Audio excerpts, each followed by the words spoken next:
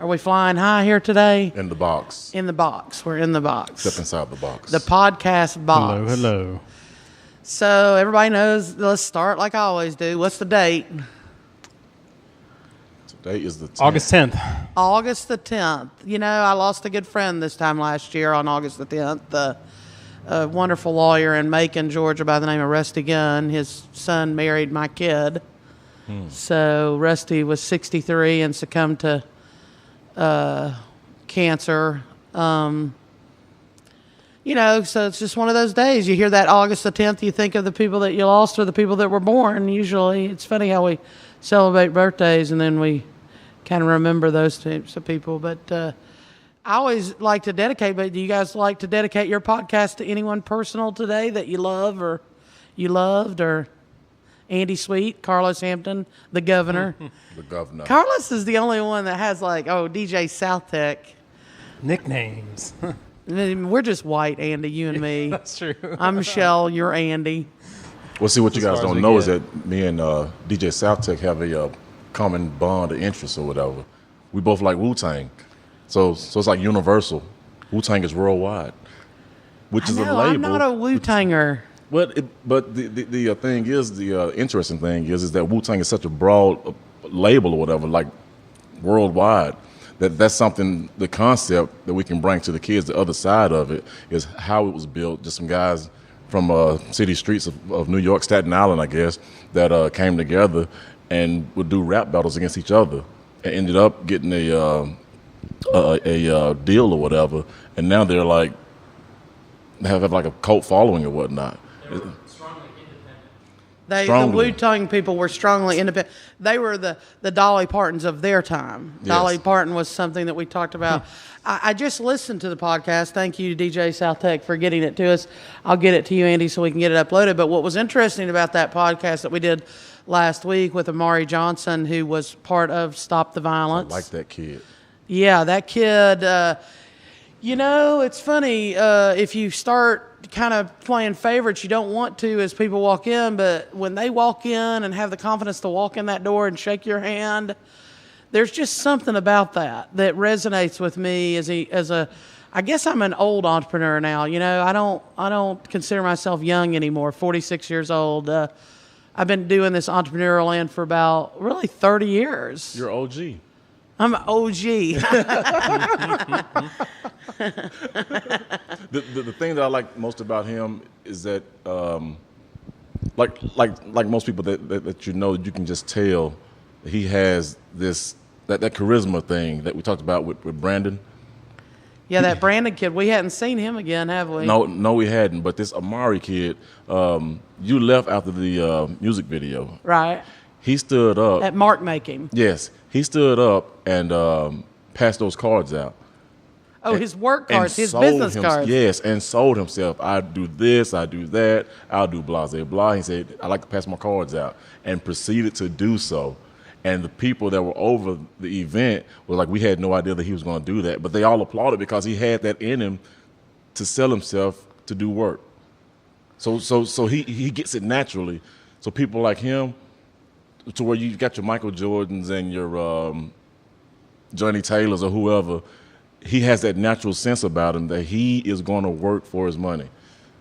And he's going to work for himself. Well, and what's interesting about that kid, honestly, is we just need to delve in to what happened. The three of us, if you're out there in podcast land, Andy Sweet and Carlos and Michelle Peterson here on August 10th with DJ South Tech over here at Archway in East Chattanooga. A lot of shootings and several killings have happened in the last couple of weeks. And I had 3 last night. Yeah, I've dealt with family calling me and asking me why am I coming over here, and Really? you know, once the shootings start happening randomly, even if they're at 2 a.m., they know that if I put an office over here, there's a good chance I'll be over here at 2 a.m. When I was on Main Street, before Main Street was cool, one of the things that kind of, you know, happened I was 26 when I moved to Main Street, and that's funny because most people think that I just bought on Main Street randomly, but I actually was on Main Street before the new fire hall went in and all the infrastructure started happening. And I felt very comfortable there because I had grown up in rec centers around Johnson City, and black people didn't really intimidate me in a capacity of not knowing them, because I always got to know everybody, regardless of what color. And I'm not any better. It's just my parents didn't come at it from a message of fear. You get to know people because if they're kind and respectful, it doesn't matter what they are. And there's so many kind and respectful people over here in East Chattanooga. But yes, in the last week, there's been 4 or 5 shootings right down the street from the building, and I have been asked. My mother actually called me for the first time ever on a couple of Facebook posts that I made, and said that she was worried about me. And my mother never worries about me. Well, they do, but they just don't admit to it. I guess. I don't sure. think my mother I'm really sure has they ever do. worried about me. All parents worry. It's Yeah, just I that thing guess. about being a parent, a decent parent anyway. But I think, what we talked about last week when we were sitting there, when we had our first encounter with Amari, when he walked in and presented us with that contract that he had been presented with. Yes, that he ripped up after talking to us.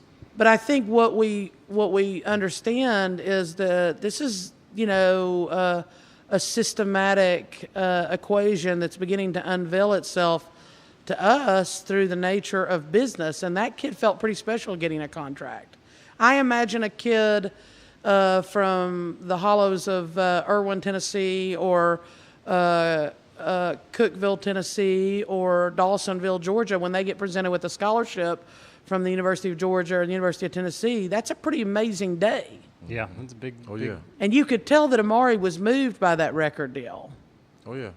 He was taking it very seriously, that this was the beginning of the beginning for him, That way out.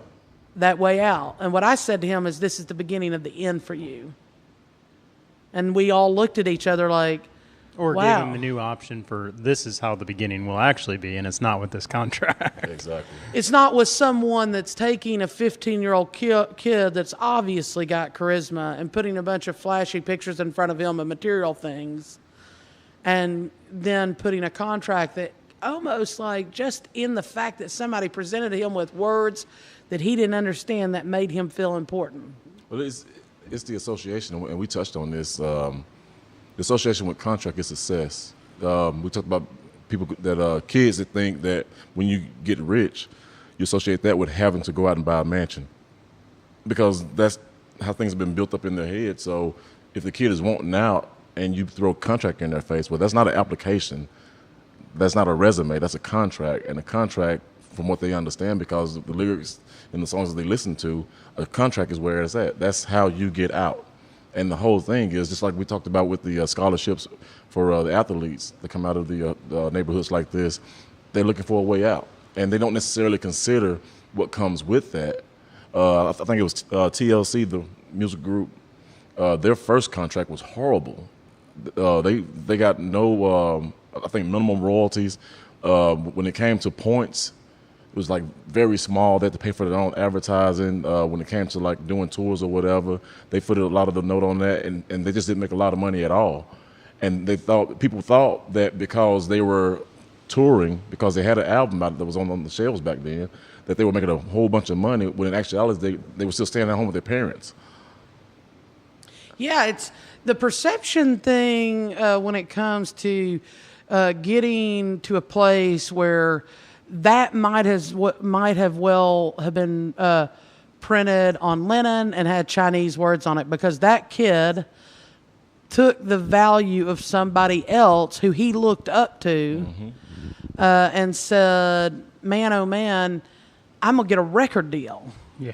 And it's just like when I see entrepreneurs, and at some point we'll begin to talk about some of the younger entrepreneurs I've mentored. Some have been successful and some haven't. Some still like me, some don't.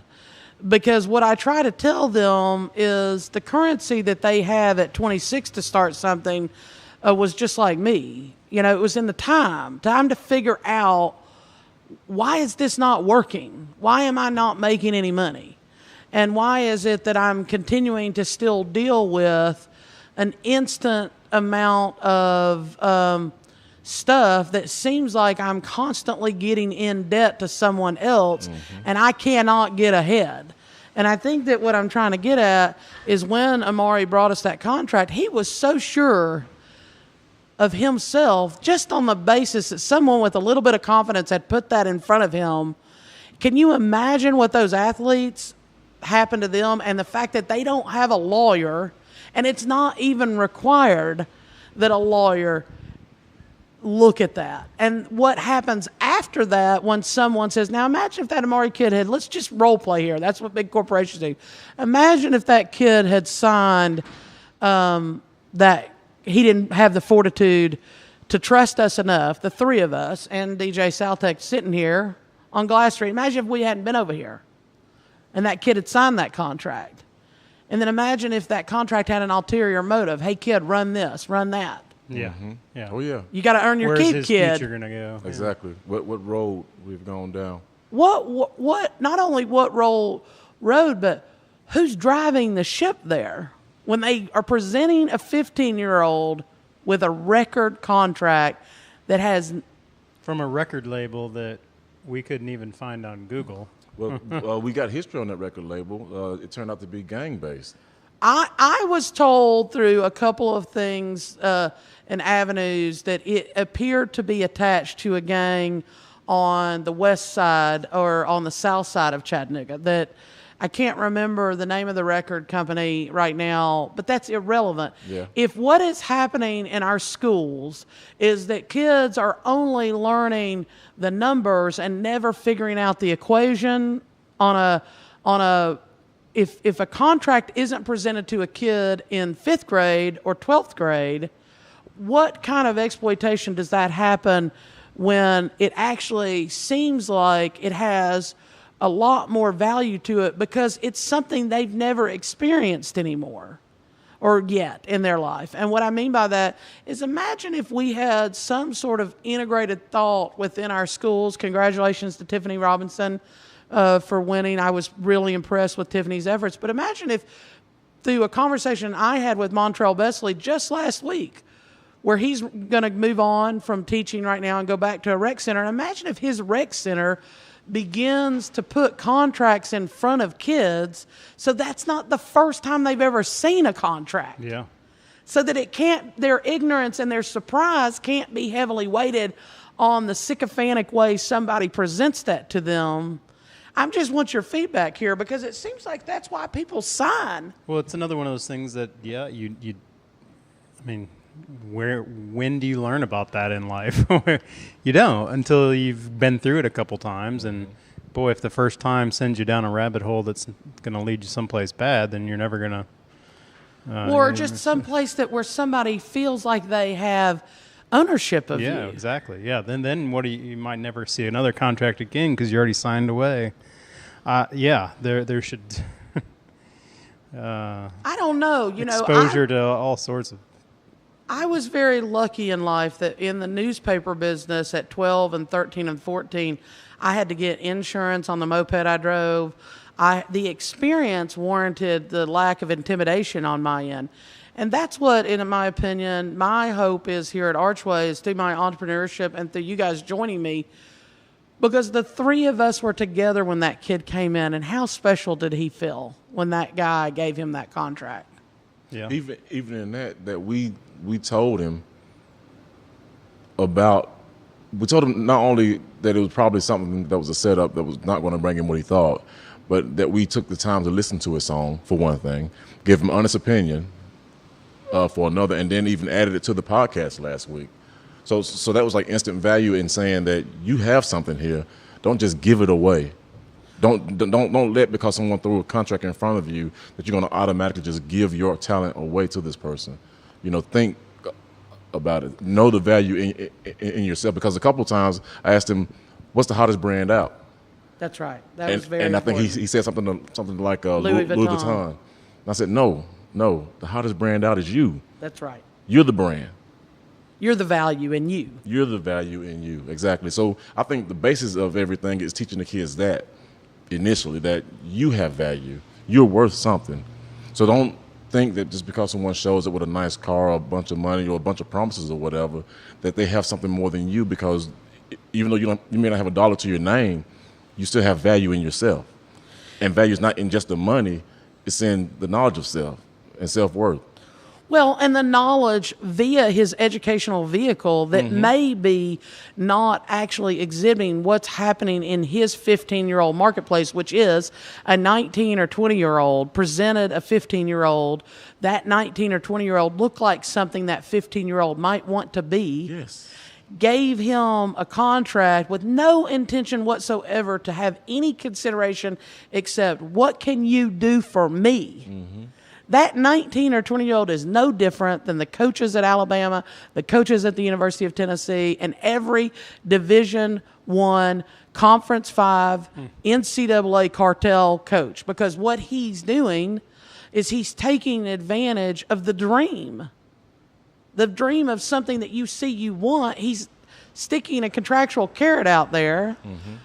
And then when he does, that person has been taught, regardless of whether their mother or father is around, there's a survival mechanism within you, I believe, that when you put your name on something, you want to own up. I mean, you were in the military, Carlos. How many times do you want to quit? After I signed up. But you signed up. I did. I signed up because I had a kid at the age of 16, and I knew I had the idea then that I wasn't college material, and I hadn't graduated high school yet, but I knew that I wanted better for her than I had for myself. So talking to my recruiter, I told him that. I said, I want to secure her college fund. And he said, well, you know what? You can just sign up or whatever, and you'll get the GI Bill, and you can transfer it over into her name. Back then, you had 10 years after you got out that you had to use it, and you could not will it over to a kid or a spouse or anything. But now you can. Times have changed. But then you couldn't. So it was just another one of those things where that carrot was hung out in front of me saying, yeah, we can do that for you. Hold on a second. Hold on. So let me make sure I get this on record, just so, the two people listening quite possibly might hear what you just told me. Let me understand. So when you're presented with a challenge, which is I'm having a kid at 16, and everybody, I don't care if you have been dealing crack cocaine for 10 years and you have 8 kids. I truly believe that the mother and father do want something better. They just don't know how to do it. That was it. There's a wonderful book right now called Hillbilly Elegy by a guy who went to Yale. He's from West Virginia. His name's J.D. Vance. I'm trying to pay this cat to come here and talk to us. Because Hillbilly Elegy, and everybody keeps saying eulogy. No, elegy, it's a sad poem, basically. It talks about, and this is where the baloney story is, it talks about the pridefulness of people to where when their child begins to climb a better ladder that they have made for themselves, there is this systematic thing that comes in where the person says, don't get too big for your britches. You think you're better than everybody else. And it's that humbleness of survival that the parent begins to fear for the child, which is why I say my mother has never called me. And I get what you're saying, but I need you to explain what you just said in terms of a recruiter says you can transfer your service to this country in the form of educational currency to your child, and that wasn't true. Well, when you go in, if you sign up, if you signed up for at least 4 years, you became eligible for the GI Bill, which pays for a college fund. Yep. And also the VA, Veterans Assistance or whatever, which you can buy a home through, which is how I bought my first home.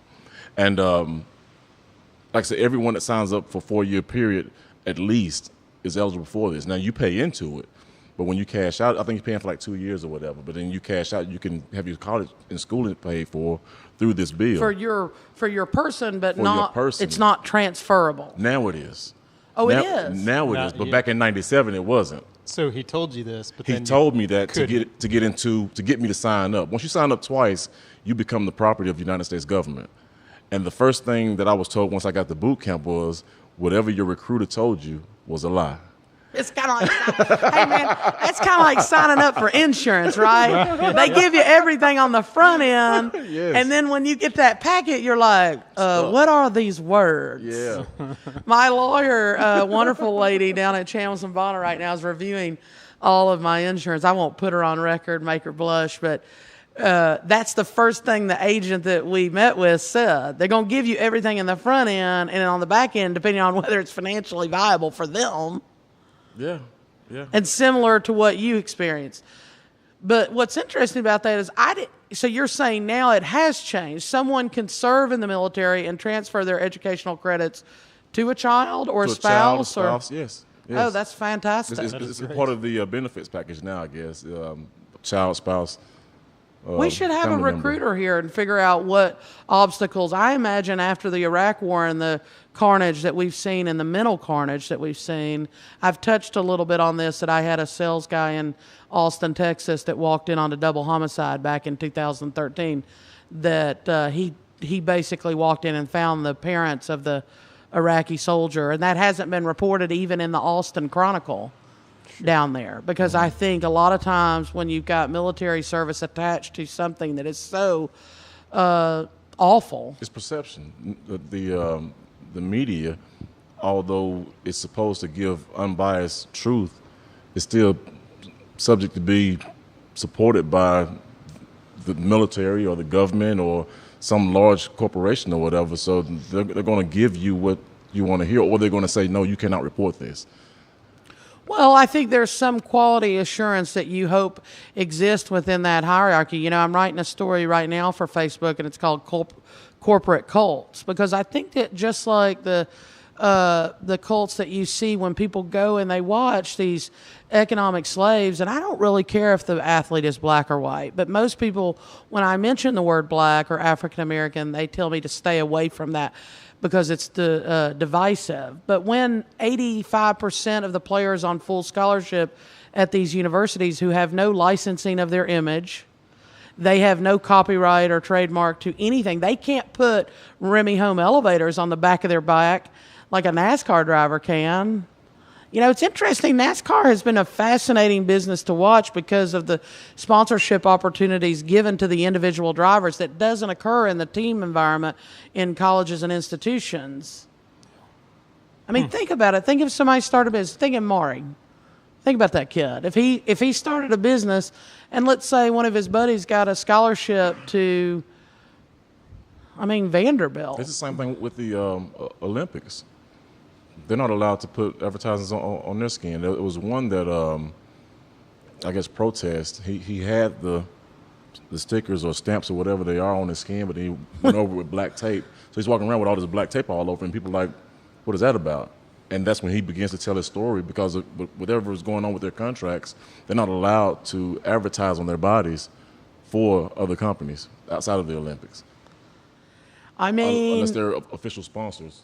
I yeah. guess. Yeah. And imagine how much it costs to be an official sponsor. I mean, I Exactly. make a lot of money, and I can't afford to even be a sponsor at Neyland Stadium, you know. And I mean, it's mostly banks and insurers that are, you know, Citibank, Capital One, you know, Travelers doesn't even exist anymore because that insurance company got taken out during 9/11.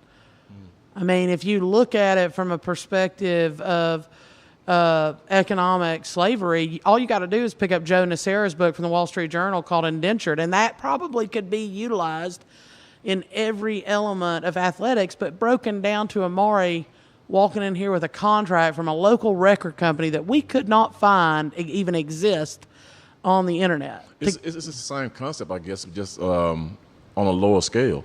The same concept as the athletes playing for these universities. To what Amari was going through is what I mean, because, again, these kids are just wanting out. And whether they're white, black, Indian, Asian, whatever, they're just wanting out because they play their hearts out, because for a lot of them, playing these sports are like their cigarette. It's where they go when things are just so hard on them, when they just can't deal with life. They can zone out into the sport. And so to be able to get paid for this sport and to know that they have a chance of getting paid for this sport, and someone says, hey, you can go to school for free as long as you do this, well, that's what they want to do anyway. Well, and I think there's some amount of like comfort or even built-in respect for university, as if it's like a governing, like a governing body that's out there for you. It's a right? brand. This is higher education. Like this is their. I can think back on leaving high school, going into college. Like you are thinking that college has everything about you and your education and your development as a human in their best interest, which unfortunately really is not the case. It's they have a brand. business. It's They a have brand. It's just yeah. like your Nikes, your Adidas.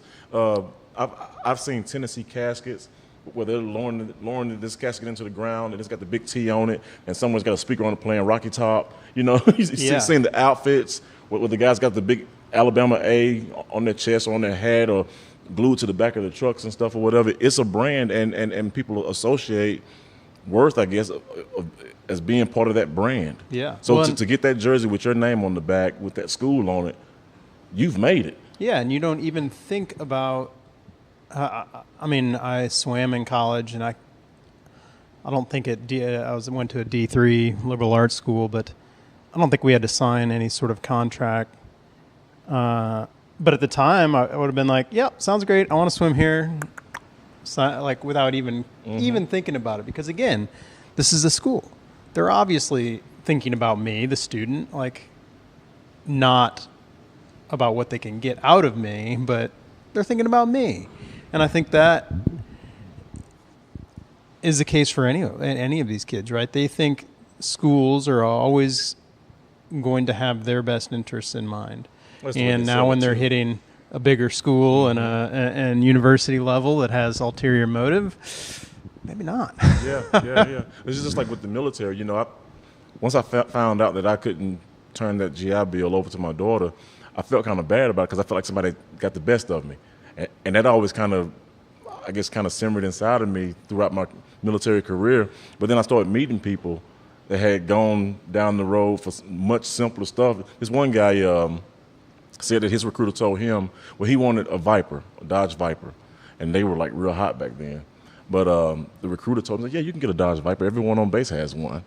And no lie, when he told that story, he drove a Dodge Omni, and to my knowledge, that's as close as he ever got to getting that Viper. I owned a Dodge Omni at some point in my life. Actually, I have not really. I mean, outside of my truck and probably, my sunglasses and probably. I just love to go to dinner. If you meet me, I'm 300 plus pounds, and I probably should lose weight. But I just love going to dinner and drinking some nice wine and having some nice conversation. And, like, if that's all I get out of life, I'd say restaurants are more my churches than anything because, you see so much happening, yet you're not tethered to one another. At any moment, I can just get up and I don't feel like I'm, leaving my spirituality by leaving a restaurant. I can just be like, there's some loud, obnoxious people. I'm going to go over here. And sometimes I am that loud, obnoxious person, certainly when I'm with the Gayer Mayor, for sure. And I know that everybody's like, well, who's she talking about if you're listening to two people? But I have this best friend that I would probably bury a body for, and I call him the Gayer Mayor because he knows everybody in downtown Chattanooga. I keep saying we're kind of the restaurant mafia. We go around but that economic ladder that you see, if I'm not pointing out that everyone who waits on us is white, and then I go to the Chattanooga Convention Center and everyone that waits on me there is black, it's odd. There is something broken here in Chattanooga that I can't figure out. And it's broken in other towns around the South that I've traveled to. Definitely. Absolutely. You can see, because I believe waiting tables is the genesis of entrepreneurship. If that kid Amari was given the opportunity to walk up to a table with a little bit of insight that I can give these kids in marketing, he would sell a $300 bottle of wine. And that guy or girl that bought that wine would be so happy about it because he could tell them about himself. Yeah. That's all I ever did. I had the fortitude to understand that people just want to know a story. And what's happening now is everybody wants to be somebody else's story. Yeah. That kid bringing that contract to us was such an eye-opening experience of what it must feel like to be a kid somewhere who... You watching Last Chance U? Has anybody seen that on Netflix, Last Chance U? No. It's a pretty compelling documentary right now that I'm watching, and it talks about the despair and education being linked to certain other person's education. But again, you don't require that of NASCAR drivers. They don't have to pass a test, right? They just have to have a driver's license. Do you have to pass a test to drive a car? Yeah, of course. Do you have to pass a test to drive a NASCAR? Oh, now that I don't know. Absolutely. How did we link? I'm sure there's a Absolutely. school. I'm sure there's some kind of school or training they have Yeah, to go you can- through. You think? They don't You just can- jump in the car and go right. Okay, so we're going to find A out left. before the you next can podcast. Go take race car driving classes, even as Andy has to know. Andy knows everything. Yeah. So next podcast. I know where we can go to get. Maybe that's our next adventure. We go Yeah, I'm sure they race just, cars. just hiring somebody off the street to go drive cars turning left. So you're telling me it has if you to be- head up to Cleveland, Tennessee right now to their dirt track. That's a different scale. It's the same. But they all it's the- start out there. They now. all start out there. Most of them start out that way. But I don't think that they can just get on a dirt track, do 5 to 10 laps, and then jump on a NASCAR and just I say, "Hey." had never seen gotta a square away. license to NASCAR being promoted. The license to get into the NBA is to play in college for at least a year. The license to get into the NFL is to play in college for 3 years. I'm sure there's a track versus me getting in my truck and just getting on the track or whatever and just taking off the stickers. Well, we all go up over. there in my truck. I'll get on that track. They ask me for a license. I say, there you go, Ford F-150. That's my license. Do they even, I mean, that's the Can funny we- thing is nobody would ever even They think have about backing. We need that. to get somebody to document this. I know, right? I know, right? You know, here's the interesting thing is women's sports are really suffering, and I see the sporting arena in Division II and Division III going to co-ed very quickly. Those schools are not going to be able to sustain football, so you're going to see that fade out, and then you're going to see the other sports, if they're smart, start to integrate male and female sports together. That's my prediction right here today on August 10th. I think they should. They should. Because you have some female athletes out there that are just as good, if not better, than males. So I was at the meeting place, about 2 weeks ago. I got put in the doghouse. I had had a few too many beers with a couple of guys I know that are real ego guys. And I started telling them that I'm going to put a check behind what I think. And I'm going to get other sponsors to come behind me. And we're going to do an exhibition of on a contest level. Maybe it's $150,000. Maybe it's $1 million. It just depends on who listens to me as I begin to put this together, where you take male and female soccer players and you integrate the teams with one another, and then you have them play for the prize. And you know what these guys said? All 6 of them said that the men will hold back even with the money on the line. I doubt it. It's a different generation. I've seen so many clips now Yeah. of men knocking the hell out of women. So I think it's a different generation. In the previous I mean, generations, they stood I could with see their that, mark. but not no. It didn't even matter how much I raised the contest number to. I said I started at $150,000 because I said I can do that. No, if it's I can put $150,000 on the line and get the Finley Stadium people on board to fill the stadium full of people that watch a contest of professional male and female sports, start to put all-star teams together where they play one another. And I said, I'll put the $150,000 on the line. And they said, first thing they said is, we didn't know you had that much money. I said, well, I don't. I'll sell something. Like that guy that has equity. That guy that has land and he needs to do something, he chunks off an acre. Yeah. Equity. That's what I've been working towards my whole life, is being able to chunk off that acre and then possibly farm the land. But the deal is, imagine if that happened. I got to $500,000 as a prize for the team that wins, and they still said the men would hold back. I think the girls. they had are too that- many beers. Yeah, I think the girls are that good now, to where if they did hold back, they see themselves getting in trouble pretty quick. The female athlete now is a lot more aggressive than, say, even 10 years ago. They're monsters now out there. Not monsters as in they're beastly or whatever, but they're just so aggressive and so good at what they do. Possibly, yeah. I mean, they have and some of it is time in sports, some of it's the coaching level, some of it's the opportunity presented now to them. But I going back to it, if we're talking about professional athletes that they do this for their living, they will not hold back if money is on the line. Man or woman. And we've seen this. They've done it in sport of triathlon and some other things that I've seen where they have basically they pit the male athletes against the females with sometimes like a time bonus or something built in there.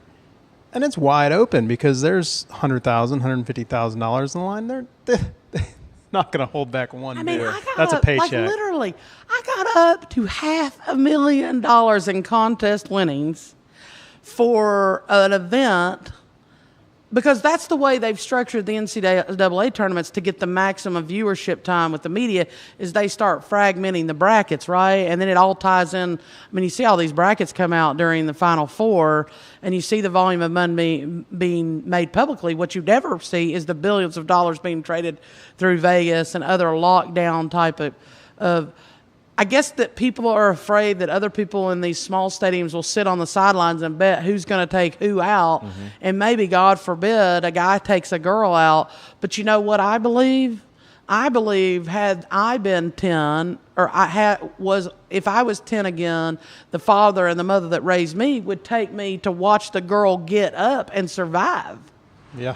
If the guy comes after, in business, whenever a guy came after me, I always managed to still, even when I didn't want to get up in the morning because I was like, oh, God, what did that guy tell that other person that's not going to identify with me, that I'm the devil incarnate? I mean, I had stories made up about me, probably still do, ironically, because I'm still in the business arena.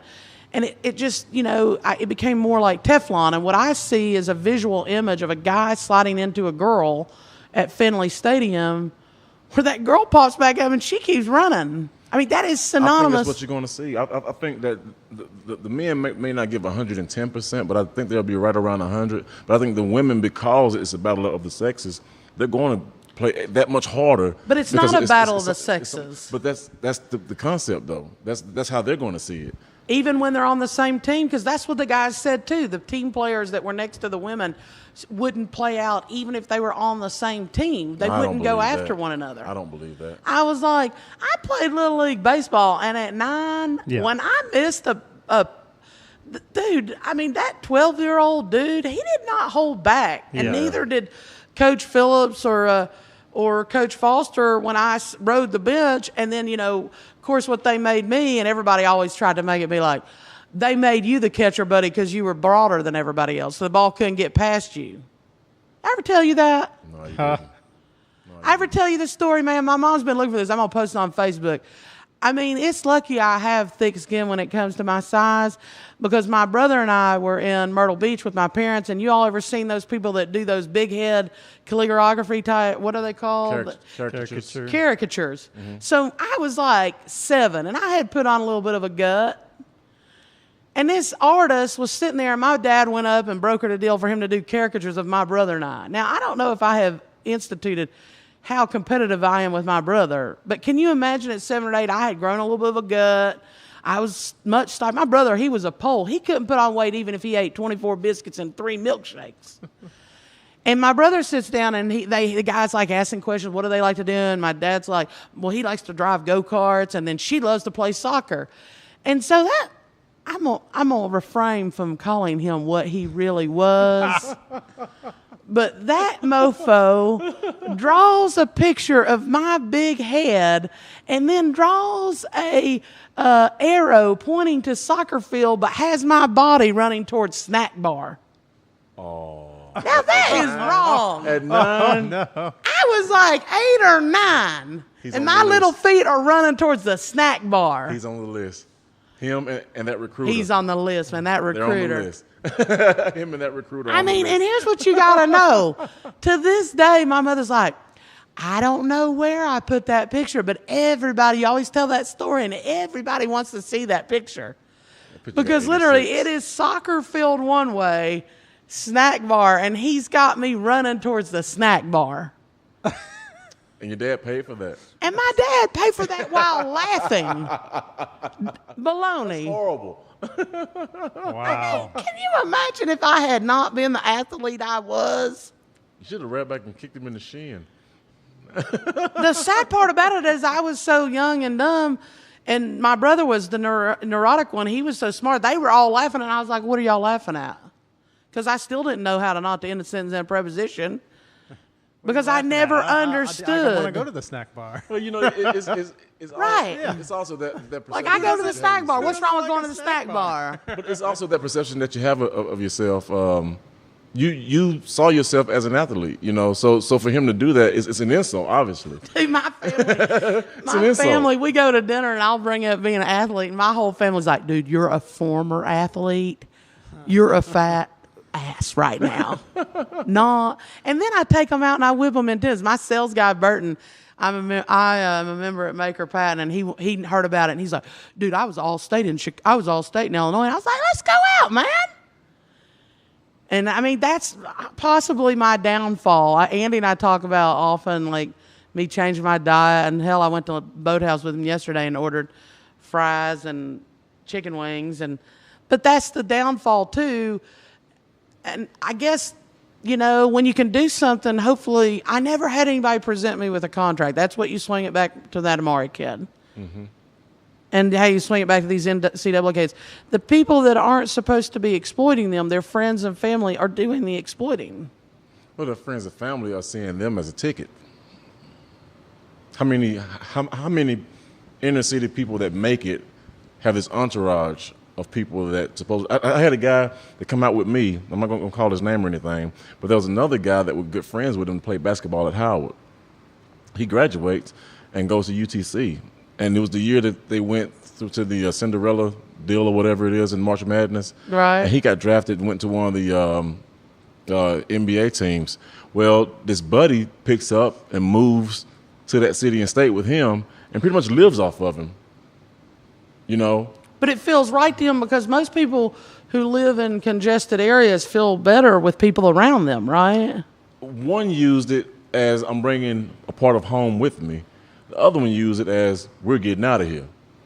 So where one was needing that emotional support, you know, the other one was that small fish we talked about before on the bottom of a shark fin. Oh, yeah. He's catching his crumbs. Yeah. Well, I think that what we've touched on today when it comes to, I mean, certainly we're having the launch party for the Name That Donut contest tomorrow. Finally got around to getting the CRM system and all the things set up. We're going to eat some Big Jeff's barbecue. Good shout out to Big Jeff's and off Bonnie Oaks. And, you know, I mean, honestly, I wrote something on Facebook under my Frankly Speaking tag today that I think is so relevant. If we don't stop the violence, none of us have a shot, right? Not even that Amari kid. I think the start of that is showing them their worth. I watched and not to change the subject too much, I watched a documentary yesterday on Selma and Lyndon B. Johnson. And I didn't know some of the things that I saw about him last night. Did you know that he hired the first black person to work, other than the servants, in the White House as his secretary? Now, in the movie on HBO, they show him firing his secretary that he had because she messed something up and let either the phone get past her or this person get past her. So he fired her on the spot and said to hire somebody that had hips. Well, he hired this lady. Her name is Geraldine Whittington. And he even took her to this place. And I forget exactly where the place was, but it was an event that was all white. And his wife, Lady B, Ladybug, whatever they called her, she wasn't able to go. So he took his secretary to this all-white event. And first off, me and my wife were sitting at the table eating dinner watching this, and I was thinking, well, could you imagine how much he had in her, the fear and the anxiety of being that person in the White House at that level? But not only that, but going to this event where it was all white, and it was known to be all white. No one black was invited to party at this place, but he brought her, and they said that it was going to be a political nightmare.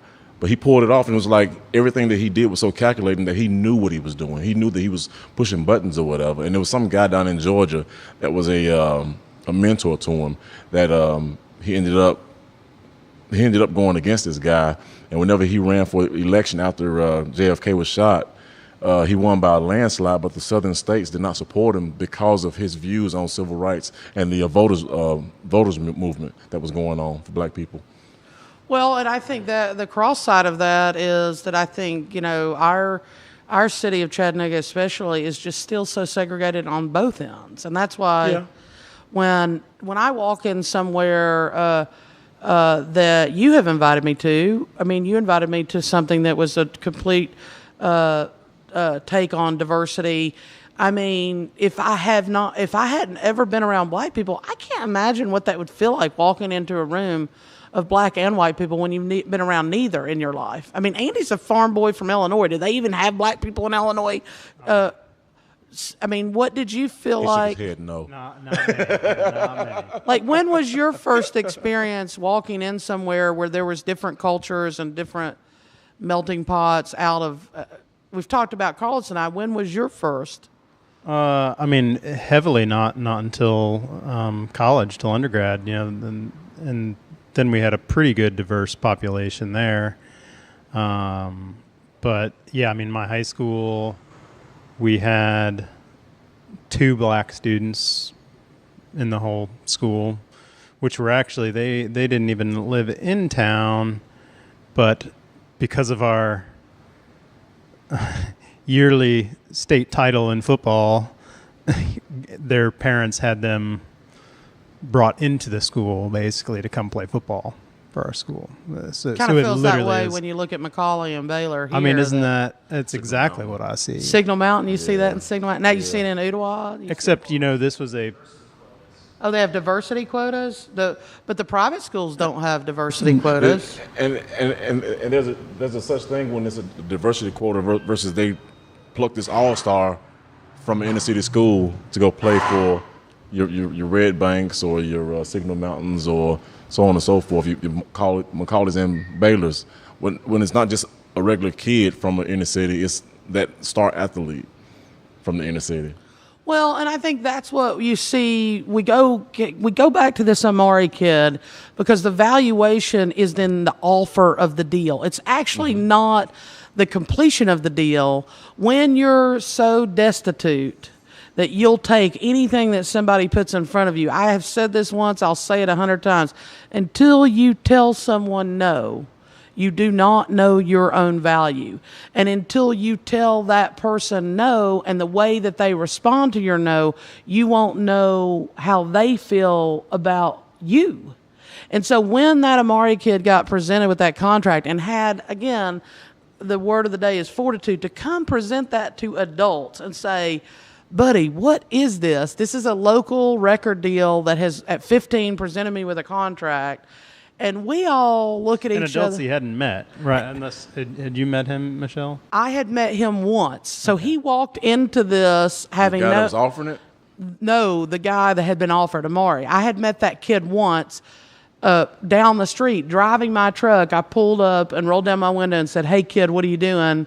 I'm Michelle with Archway, because he was with Christian McKibben. So when he saw my truck here, he thought, that's someone that will stop and say hello to me. There's no doubt in my mind. And then he got the 3 of us saying, kid, where'd this contract from? And then you immediately, Carlos, the governor. I mean, I wouldn't have picked my computer up and started looking at this record company and being like, who's the kid? Yeah, we were asking this kid where the guy that presented him with the contract was from. Who's his family? And that Amari kid's like, dude, I'm from Detroit. I don't know anything about what you're talking about. And I think ultimately what you need to know is that whether he gets it or not, and hopefully Amari will listen to this and listen to his understanding of things. It's not what somebody presents you with. Mm-hmm. It's what they do within the contract that it holds them to that. Contracts have warrants and guarantees in it that give you the legal consideration you need if they don't do what they say they're going to do. Exactly. And then the other side, he'll never feel better than the point that he turned that contract down and then gets a better real opportunity later, and realizing at that point in time that had he taken the easy way out, I say easy, but the first way out, there really wouldn't have been a way out by signing that contract, what he would miss. Yeah. You know, And if we can get the 8th grade teachers out there who may listen to this to understand, we've got to present these kids with contracts so that they understand the language that they're learning or trying to learn. It is instituted in the words what someone says they will do. It doesn't matter what they're told, because we can make sure that if that kid signed that contract, we can for sure know someone would have asked him to run a drug. Can we make that assumption here? Absolutely. We can't overlook it. Yeah, we can't. It's definitely a possibility. Because it's like the guy's like, man, I got a contract and we're going to get to that record deal, but hey, I need you to run this over here. And it mitigates the guy's risk, and it's never even in the contract. But look, we want to try to keep it under an hour, so we're here at Archway, August 10th. Podcast number, tell us, Andy, what number this is. 7. I think it's I 9th, thought it was right? 8. I think it's 8 or 9. Man, you're supposed to be the counter. He's the governor, you're the counter. No, Where? I've said before on the podcast, numbers, dates. Day I of the know. week, I'll have to not keep up good. with it. All right, listen, it's Wednesday, August 10th, 2016. Everybody have a great day. Be safe. Bye-bye. Bye.